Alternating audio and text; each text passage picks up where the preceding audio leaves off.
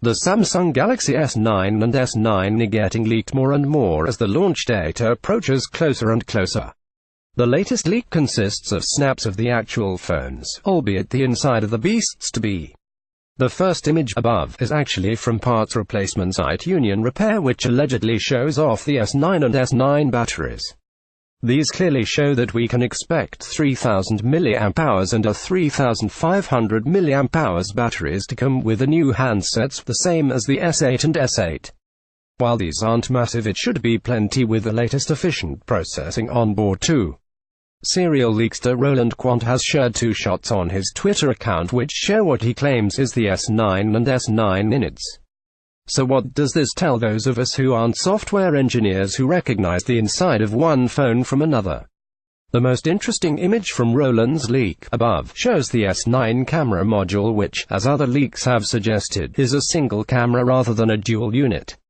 This also shows off the fingerprint sensor, which has a new shape entirely. Could this be the much talked about fingerprint reader that sits under the phone's screen? Probably not, but a new design could mean everything has shifted to make the handset slimmer, or at very least to cram in more tech. Finally, the image of the USB board shows the phone will come with USB-C charging for super fast power-ups, apparently using the same Qualcomm Quick Charge 2.0 as the S8 and S8.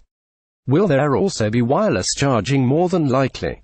Other specs previously leaked for the Galaxy S9 and S9 include a Qualcomm Snapdragon 845 CPU with 6GB of RAM, a 12-megapixel f1.7 camera capable of 1000 fps video, plus 5.8-inch and 6.2-inch Quad HD Super AMOLED Infinity displays with A18 5:9 aspects.